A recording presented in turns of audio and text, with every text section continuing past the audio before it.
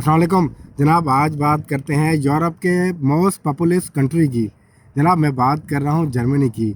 Germany का जो total area है तकरीबन 3,60,000 किलोमीटर पर स्क्वायर का है। वहाँ पर 90 मिलियन की टोटल आबादी है और 5.5 मिलियन के करीब वहाँ पर मुसलमान भी बसते हैं। मस्जिदें वहाँ पर अवेलेबल हैं। इसके अलावा हलाल फूड की अवेलेबिलिटी आसानी से हो जाती है। इसको थोड़ा सा जोग्राफिकली तौर पर देते हैं क्योंकि ये एक बड़ा मुल्क है, तकरीबन 10 ममालिक के साथ अपना बॉर्डर शेयर करता है, जिसमें से चेक रिपब्लिक हो गया, डेनमार्क हो गया, पोलैंड हो गया, फ्रांस हो गया, बेल्जियम हो गया और स्विट्ज़रलैंड हो गया। इस तरह के और भी कुछ ममालिक हैं जिसके साथ ये अपना बॉर्डर शेयर करता है। थोड़ा सा एनालिसिस करते हैं क्या यहाँ पर बेहतर चीज़ें हैं, कुछ यहाँ पर कौन से कॉन्स हैं, वो उसके बारे में बात करते हैं।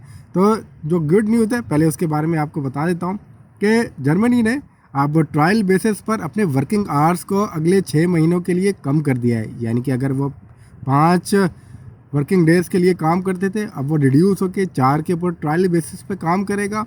और अच्छी बात यह है कि जिन लोगों की जो सैलरी ऑलरेडी थी वो सेम रहेगी, तो इसको ट्रायल बेसिस पर वो रन कर रहा है ताकि 6 महीने के बाद ये अखज़ कर सके कि इसको आगे कंटिन्यू करना है या तो फिर उसको 5 डेज़ पर वापस चले जाना है। एक तो ये गुड न्यूज़ है। दूसरी अच्छी बात यह है कि जर्मनी ने पहले जो है 8 साल के बाद आपको सिटीज़नशिप अलाउ करता था, अब उसने रूल चेंज कर दिया है। अब 5 साल अगर आप वहाँ पर रहते हैं, वहाँ पर वर्क परमिट के थ्रू आप काम करते हैं, तो आप 5 साल के बाद सिटीज़नशिप के लिए अप्लाई कर सकते हैं।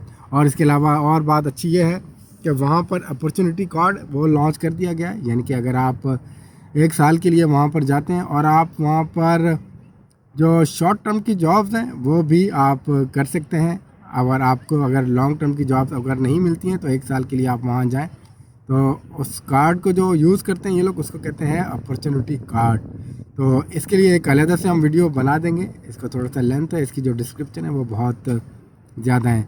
इसके अलावा थोड़ा सा ये बात करते हैं कि जर्मनी स्टडी के लिहाज से कैसा है। स्टडी के लिहाज से या तो वहाँ पर फ़ीस नहीं होती है या ऑलमोस्ट नहीं होती है, क्योंकि वहाँ पर जो जाने का तरीका है उसको थोड़ा सा मैं ब्रीफली बता देता हूँ। जो लोग स्टूडेंट वहाँ पर जाते हैं, अप्लाई करते हैं यूनिवर्सिटीज़ में, तो वहाँ पर उनको ब्लॉक अकाउंट क्रिएट करना पड़ता है। यानी कि इनका अगर मिसाल के तौर पे खर्चा जो है जो उन्होंने डिक्लेयर किया है, फॉर एग्जांपल अगर 1000 जो है पर मंथ का और आपको 12 महीने का अगर वहाँ पर एडवांस जमा कराना है, तो तकरीबन 12,000 यूरो आपको वहाँ पर जमा कराने पड़ते हैं अपने ब्लॉक अकाउंट में। आपको ब्लॉक अकाउंट से हर मंथ आपको मिसाल के तौर पे 1,000 यूरो वहाँ पर मिल जाते हैं। यानी कि आपका जो पैसा है वो गवर्नमेंट के पास नहीं जाता, आपको वापस मिलता है, लेकिन मंथली बेसिस पर मिलता है। एक्चुअली वो ये चाहते हैं कि वहाँ की इकानमी के ऊपर आपका कोई बोझ ना पड़े और आप अपना ख़र्चा जो है आसानी से उठा सकें। थोड़ा सा गुड न्यूज़ और है तमाम उन लोगों के लिए जो वहाँ पर जाकर पढ़ना भी चाहते हैं और काम भी करना चाहते हैं। पहले जो है यूरोप के दूसरे ममालिक में भी 20 आवर्स पर वीक जो है अलाउ होता था काम करना, लेकिन अब जो है जर्मनी में आप जा कर सकते हैं और एक्सटेंडेड वर्क के लिए, एक्सटेंडेड आवर्स के लिए आप वहाँ पर काम कर सकते हैं। तो पाबंदी कोई नहीं है, जितना भी आप काम कर सकते हैं कर सकते हैं। तकरीबन जो जर्मनी है उसके अंदर तकरीबन 400 से करीब कॉलेजेस हैं, यूनिवर्सिटीज़ हैं, जहाँ पर आप अपनी लक आजमा सकते हैं। और वहाँ पर क्योंकि फ्री एजुकेशन है, तो आपके लिए अगर आप हासिल करना चाहें तालीम, तो आपके लिए बड़ा अच्छा मौका है, वहाँ पर आप जा सकते हैं। और वहाँ पर जो तालीम है मास्टर्स के लिए, पीएचडी के लिए इंग्लिश लैंग्वेज में ही दी जाती है। जहाँ तक ग्रेजुएट और अंडर ग्रेजुएट का ताल्लुक़ है, तो वो यस आपको जो है जर्मन लैंग्वेज में तालीम हासिल करना होगी और वहाँ पर आपको जाकर सीखना भी पड़ेगा। और सबसे अच्छी बात यह है जर्मनी में स्कॉलरशिप भी अवेलेबल होती है और इसके अलावा काउंसलिंग के लिए स्टूडेंट्स के लिए अलहदा से डिपार्टमेंट भी यूनिवर्सिटीज़ के होते हैं, जहाँ वो अपने स्टूडेंट्स की काउंसलिंग भी करते हैं। तो जहाँ तक जॉब का ताल्लुक़ है जनाब, जॉब के लिहाज से हमेशा जर्मनी में जो है अपॉर्चुनिटीज़ निकलती हुई आई हैं, ये कोई आज की बात नहीं है। स्किल्ड वर्कर्स हमेशा वहाँ पर अपनी लक को है आजमाते रहें और वहाँ पर उनकी खपत रहती है। मिसाल के तौर पे प्लम्बर, इलेक्ट्रीशियन हो गया या केयर टेकर हो गया, इस तरह की वहाँ पे काफ़ी खपत रहती है। इसके अलावा और भी स्किल्ड जो वर्कर्स हैं वहाँ पर काफ़ी वहाँ पर हर साल खपत रहती है। असल में वहाँ पर भी एजिंग का इशू है, यानी कि वहाँ पर गवर्नमेंट के ऊपर रिटायरमेंट के जो बेनिफिट्स हैं, पेंशन्स हैं, उनका काफ़ी जो है प्रेशर रहता है, जिसकी वजह से ये बाहर के जो नॉन यूरोपियन जो कंट्रीज़ है वहाँ से भी अपनी जो है हायरिंग करते हैं। जहाँ तक ताल्लुक़ है उन लोगों की जो लोग वहाँ पर वाइट कॉलर जॉब करते हैं, उनके लिए बहुत ही एक ज़बरदस्त किस्म की अब ऑफ़र है। मिसाल के तौर पे पहले अगर यहाँ से लोग जाते थे जर्मनी में तो उनको अपनी तालीम का इक्विवेलेंसी सर्टिफिकेट देना होता था। इसके अलावा अगर आपके पास कोई एक्सपीरियंस है तो उसको कोई वेटेज नहीं मिलती थी। लेकिन अब रूल ये है, अब थोड़ा सा जो है जर्मनी ने अपने जो रूल्स हैं उसमें नरमी की है।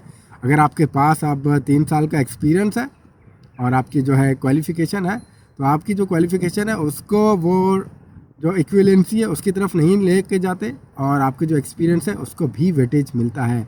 तो यानी कि आपके लिए अब ज़्यादा अच्छा मौका है कि आप वहाँ पर मूव हों और अच्छा आपको वहाँ पर पैकेज मिल सकता है। जनाब थोड़ी सी और बात करते हैं कि यहाँ के कॉन्स क्या हैं, वहाँ पर इश्यूज़ क्या हैं जर्मनी के अंदर, वो भी बताना लाजमी है क्योंकि एक जो एनालिस्ट है उसका काम जो है फेयर होना चाहिए और लोगों को एक फेयर एनालिसिस करके बताना चाहिए। जनाब आपको मैं ये बता दूं कि जर्मनी में जो है ब्यूरोक्रेसी बहुत ज़्यादा होती है। ब्यूरोक्रेसी इस अंदाज़ की है कि अगर आप किसी गवर्नमेंट ऑफिस में चले जाएं तो आपको सालों भी वहाँ पर लग जाते हैं अपनी चीज़ें रिजॉल्व करने में। यानी कि अगर आप रेजिडेंट परमिट के लिए जाते हैं वहाँ महीने लग जाते हैं, आप वीज़े के लिए अप्लाई करते हैं वहाँ पे अच्छा खासा टाइम लग जाता है। लेकिन गुड न्यूज़ ये है कि आप जर्मनी भी जो है डिजिटलाइजेशन की तरफ जा रहा है। डिजिटल वर्क परमिट या तो फिर डिजिटल जो रेजिडेंट के जो कार्ड्स हैं वो इशू होने की तरफ अब जा रहा है और ये चेंज होने लग गया है। थोड़ा सा वेदर की बात करते हैं। जर्मनी में वेदर थोड़ा सा एक्सटेंसिव रहता है, यानी कि समर वहाँ पर बेहतर है लेकिन विंटर्स में गुजारना मुश्किल हो जाता है। तो ऐसे लोग जिनको अस्थमा या इस तरह के इश्यूज़ हैं वो यहाँ पर सोच कर जाएँ। तो यहाँ पर जो वेदर है वो थोड़ा सा मुश्किल होता है। और सबसे अहम बात तो वहाँ के जो थोड़े से लोग हैं वो कंसीडर किए जाते हैं रफ़ और थोड़ा सा र्यूड है। और जो यहाँ से लोग वहाँ जाते हैं तो उनको एक अपनापन नहीं मिलता है। तो इस मामले में थोड़ा सा जर्मनी जो है थोड़ा सा मशहूर है। आप अंदाज़ा लगा लें उन लोगों की कि तुर्किश लोग वहाँ पर काफ़ी सारे हैं और वहाँ की नस्लें वहाँ पर जवान हो गई हैं। तो इसके बावजूद वो अपने आप को वहाँ पर फॉरेनर ही तस्वुर करते हैं, यानी कि उनको ट्रीट थोड़ा सा फॉरेनर ही किया जाता है। तो ये थोड़ा सा आपको मैंने बता दिया है कि थोड़े से इश्यूज़ वहाँ पर हैं। तो जॉब की जितनी भी साइट्स हैं वो मैं अपने यूट्यूब के चैनल में दे दूँगा।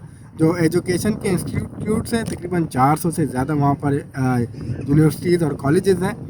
तो उनमें से कुछ की जो डिटेल है मैं अपने यूट्यूब के चैनल में दे दूंगा, आप उसको गो थ्रू कर दीजिएगा। हो सकता है कि मेरी इन्फॉर्मेशन आपके लिए यूरोप जाने के लिए एक कार आमद साबित हो।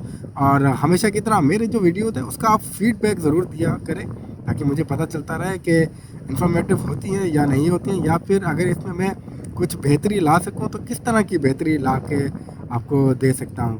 तो thank you very much again for watching the video and good luck.